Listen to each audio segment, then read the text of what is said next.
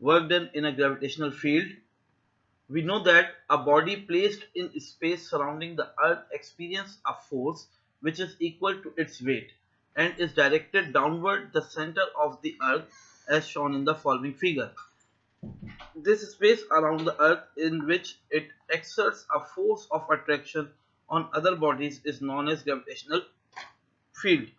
यानी कि आपके पास हमें पता है कि जो अर्थ के सेंटर से एक फोर्स एक्ट कर रही है किसी भी बॉडी के ऊपर जो अर्थ के ऊपर मौजूद है, ठीक है, और ये फोर्स उस बॉडी को अर्थ के सेंटर की तरफ अट्रैक्ट करती है और इस फोर्स को हम ग्रेविटेशनल फोर्स का नाम देते हैं।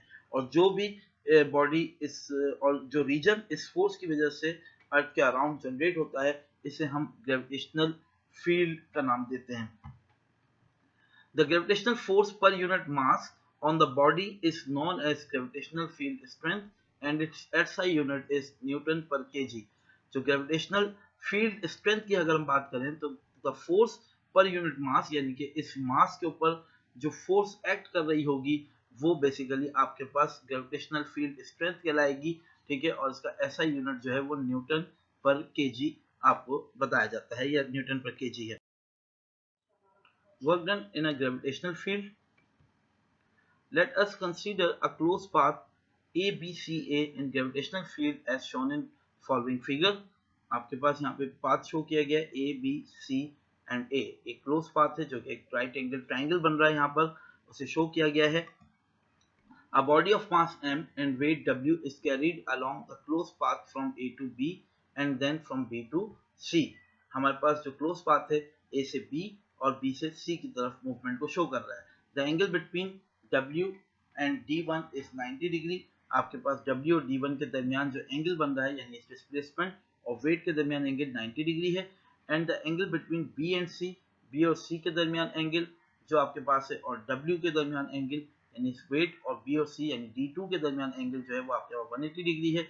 And the angle between BC and AC और angle between BC and AC के दरमियान जो है वो आपके पास थीटा यहाँ पे कंसीडर किया गया है। Now we have to calculate the total work done. हमें यहाँ पे टोटल वर्क डन कैलकुलेट करना है इस क्लोज पाथ के अंदर जो कि ग्रेविटेशनल फील्ड के अंदर मौजूद है। Work done between A and B will be, आपके पास जो वर्क डन आएगा A और B के दरमियान delta W A B is equal to W D1 dot D1 equal to W D1 cos 90 degree और cos 90 डिग्री क्योंकि 90 degree के बराबर 1 के बराबर 0 के बराबर होता है, इस वजह से टोटल वर्क डन आपके पास हो जाएगा 0। Work done between B and C, अगर हम बी और सी के दरमियान का वर्क डन फाइंड करें W B C equal to W dot D to cos 180 degree, क्योंकि डॉट आपके पास यहाँ पे हम रिमूव कर देंगे तो आपके पास कॉस 180 डिग्री आ जाएगा। यहाँ पर आपके पास एंगल जो बन रहा है और 180 डिग्री आपके पास बराबर होता है -1 के, तो यहाँ पर जो वर्क डन आएगा वो आएगा minus W D two. Work done between C and A will be, अब अगर हम वर्क डन बिटवीन सी और ए फाइंड करें तो वो आपके पास आ जाएगा delta W C to A is equal to W D cos theta equal to W D cos theta. आपके पास क्योंकि हमारे पास यहाँ पे एंगल हमें नहीं पता इसका, इसलिए हमने यहाँ पे इसको डी कॉस थीटा का नाम दे दिया है।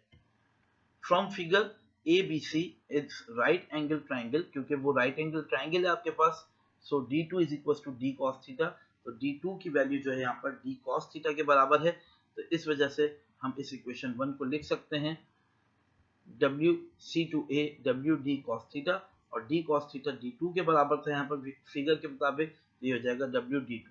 सो work done from C to A आपके पास बराबर हो जाएगा डब्ल्यू डी टू के।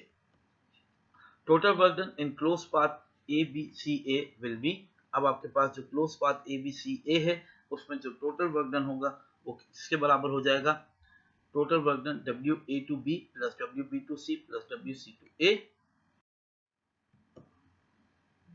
बाय पुटिंग द वैल्यूज, हम इसमें अगर वैल्यूज पुट करें then we get W A to B आपके पास 0 के बराबर था, W B to C minus W D two के बराबर था और डब्ल्यू सी टू ए जो था वो आपके पास डब्ल्यू डी टू के बराबर था positive.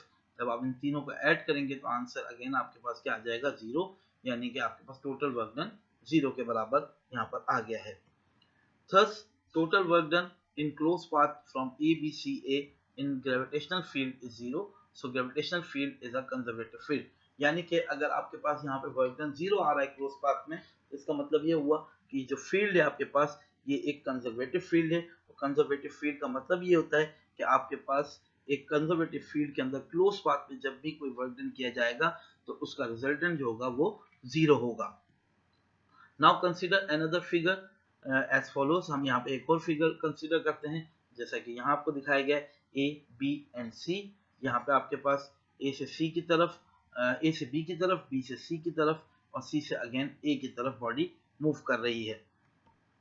Late the body be displaced in gravitational field by two different path. दो डिफरेंट पाथ के जरिए से ये बॉडी मूव करके जा रही है। Directed path from A to C, A से सी की तरफ मूव कर रही है। In this case W T जो होगा टोटल वर्क डन वो डब्ल्यू डी कॉस थीटा के बराबर होगा। From figure D cos theta बराबर है डी वन के। अगर इस फिगर के लिहाज से देखें हम तो डी कॉस थीटा इस डी वन के बराबर आएगा आपके पास। So W T is equal to W D cos theta is equal to W D one and total work done W D one के बराबर आ जाएगा from path A to C. Now indirect path from A B C, from A to B work done will be W D one cos 0 degree, वो आपका W D one के बराबर आ जाएगा। अगर हम ए से बी की बात करें, फ्रॉम बी टू सी जब हम बात करेंगे तो वो आपके पास आ जाएगा W P to C is equal to W D to cos 90 degree, क्योंकि यहाँ पे 90 डिग्री का एंगल बन रहा है। अगर आप फिगर को देखें और आपका वैल्यू आ जाएगी कॉस 90 डिग्री की 0। So the total work done using indirect path will be, अगर टोटल वर्क डन निकालते हैं तो आपके पास W A B plus W B C which is equal to W D one plus 0 और आपके पास आंसर आ जाएगा टोटल वर्क डन का W D one. Comparing equation 1 and 2, equation 1 और 2 को अगर कंपेयर करें we conclude that work done on body in between any 2 points is gravitational in a gravitational field is independent of the path followed by the body।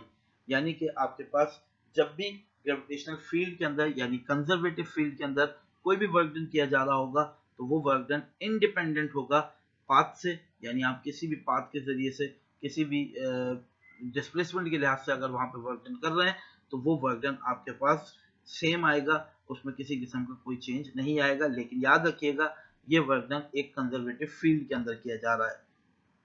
Thus, gravitational field is a conservative field. Now the next topic which we are going to discuss today is power.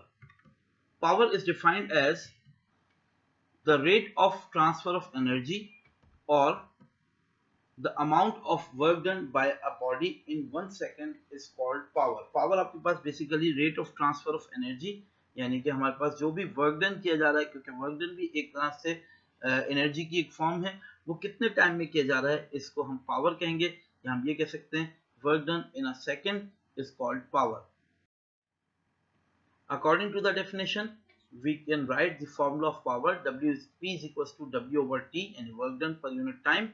We know that work done equals to F dot D.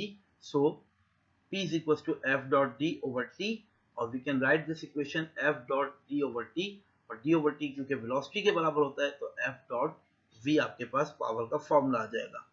The unit of power is watt। Power का unit आपके पास what कहलाता है।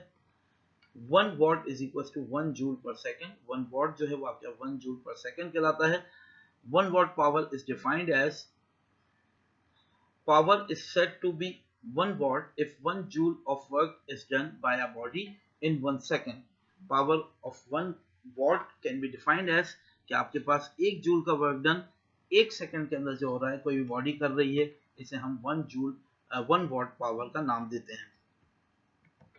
From the power we can derive the large unit of energy called kilowatt hour। Power के फॉर्मूले के जरिए से ही हम large unit of energy derive कर सकते हैं जो कि किलोवाट आवर कहलाता है। 1 kilowatt hour is equal to 1000 watt multiply by 3600 second, और 1 kilowatt hour 3.6 into 10 raised to the power 6 joule या 3.6 मेगा जूल भी कहलाता है। Thank you student. If you have any problem or any query regarding this lecture, you can ask me on my WhatsApp number and through Google Classroom. Thank you again.